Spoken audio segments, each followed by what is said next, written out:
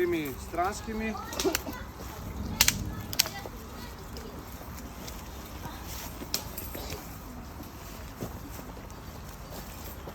Očitno je telefonno. Še z druge strani lahko date te daljše. Zdaj ne bomo čisto nulno delati tega bivaka, ampak je pa fajn, da pa vidite v bistvu celoten proces, kako se ga naredi.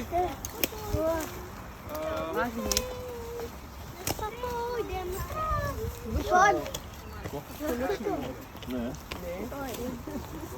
dve strani polagamo veje, smo rekli, da naredimo rebra vrste. Hočem samo, da vidite, da ni tako hitro, kot se zdi mogoče.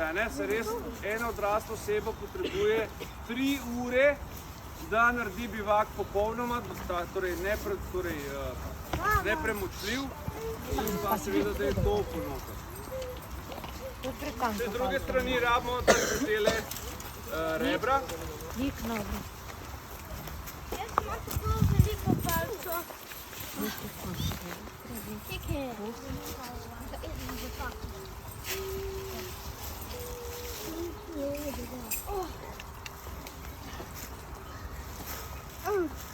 Jaz sem najbolj podobno palco.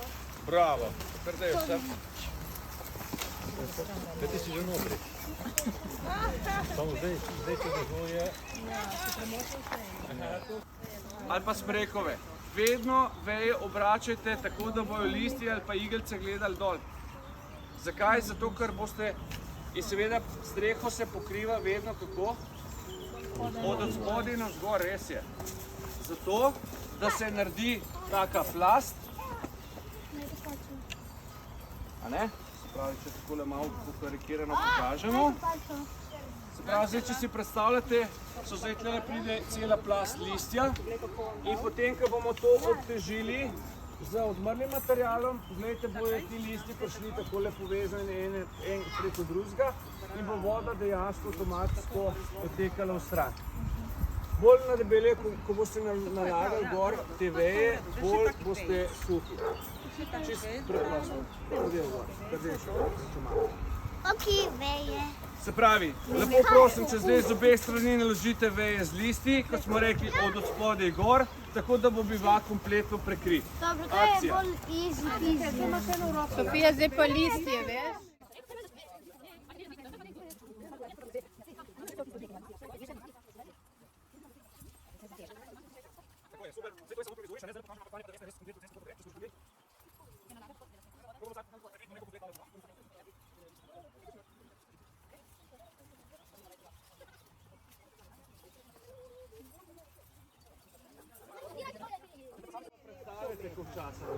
Resno vam povem.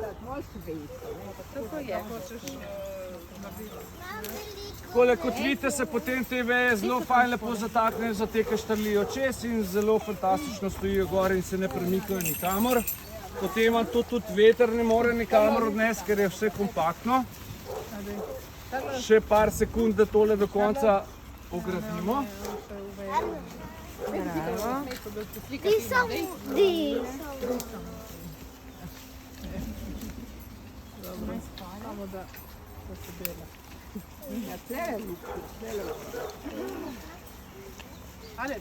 Pokrivamo od spodaj gor, smo rekli, zato da se polnosti prekrivajo lepo.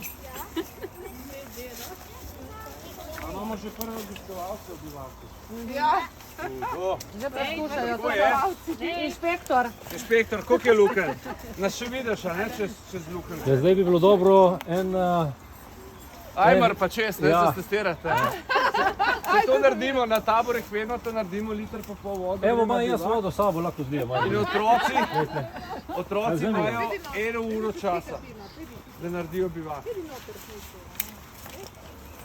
Kako hodimo v ta bivak? Za odrasle govorim, za otroke je praktično vse. Za odrasle gremo vedno na vse 4 pa ritensko noter, se pravi z nogami nazaj. Seveda, ker je pač tudi tam manj prostora. Tle 1 meter pred vhodom obvezno zakurite ogenj, ne preblizu in ne predaleč. Če bo predaleč ogenj, vam ne bo... Ajde, hoj notri. Evo, tle imamo dež. Nismo še končali. Če mislite, da je to končala produkcija, krepko motite. Zdaj pride pa glavna stvar. Kaj, s čim to prekrijemo? Se pravi, te vas bom prosil spet za sodelovanje maksimalno. Dajte takole nabrcati na kup ta odmrli material. Torej, to je vse, gledajte, kaj imamo v roki. Od zemlje, igelc, listov, svežih, zelenih, vse, kar vam pade, bom rekel, takole na kup. In začnete zasipati od spodaj navzgor. Absolutno morate tle začeti tako, kar da je gor na kup. Glejte, zdaj bom eno stvar pokazal. Glejte, če boste delali tole, je tema, boste dobili vse no. Če ne boste šli od spodaj gor, kot smo rekli, pozabite, da boste dobili orang bivak. Se pravi, od spodaj morate začeti graditi in ko imate naložen material, ga takole malo poteptate, da se naredi, da se usede in naložite nov material gor. Ga spet poteptate, zato da to v bistvu vse te liste stisne in da potem vam ta veter, najmanjši ali pa kakršenkoli veter, ne more to odpihniti in vam narediti gor luknje na vrhu. Če boste z obeh strani to lepo zakrili, bom rekel, s takole debelino tega odmrlega materijala, vam povem, imate streho, ki se šika. Potem pa vsak dan še dodajate gor. Če ste primorani več dni biti tam na lokaciji, govorimo, ne? Nič vam ne bo, se pravi, ne moramo nič golfati, se pravi, vedno morate tole narediti, a ne, vidite? Če ne boste tega naredili, vam bo vse se sesulo noter in vsaka sapca, ki bo prišla, vam bo naredila gor na vrhu odprtino in ste končali. Se pravi, vidite, da je kar zamudno, to sem vam hotel pokazati, da ni tako hitro, kot se zdi, zato je pa fajn, da imate astrofolijo s sabo. Če ne želite, za streho si naredite. Isti efekt za manj točno tako, res.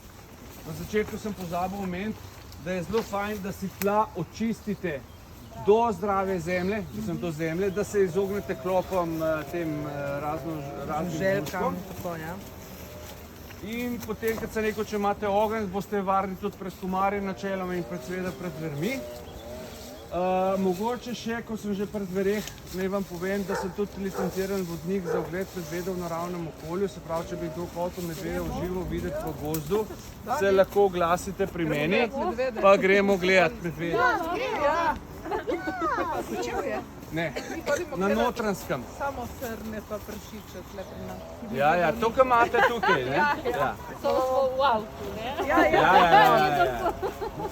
A mogoče kdo ve, tudi zanimivost mogoče, ko smo že pri pujsih pa pri medvedih, kaj je bolj nevarno? Pujs. Še posebno, če imamo mladiče. Bravo, gospod, točno tako. A mogoče kdo ve, koliko je bilo smrtnih žrtev od druge svetovne vojne, od konca druge svetovne vojne, se pravi v 80-ih letih. V Sloveniji je od medvedov umrlo koliko ljudi? To rabi celo prič, bolj da pokaže. Da je to še Gospod rekel je par. 3. Za 4. vejo umrl naravne smrti, ali ga je medved tako končal. Ja. Lahko da ga je kaj, pa ga je pol medved odprl, ne, da mu reče, ali pa je pač ga res pokončal. Divja svinja je v tem istem obdobju v Sloveniji ubila več kot 100 ljudi. In to noben ne govori. Noben ne govori. To nam je povedal ta gospod Miha Krofl, doktor Miha Krofl, ki je strokovnjak za zveri v Sloveniji. Res odličen strokovnjak. In vam povem, da smo res tudi mi malo debelo gledali. Okrog medveda bi vam par stvari rad povedal, če smo že pri tem. Bravo, kolegica, odlično.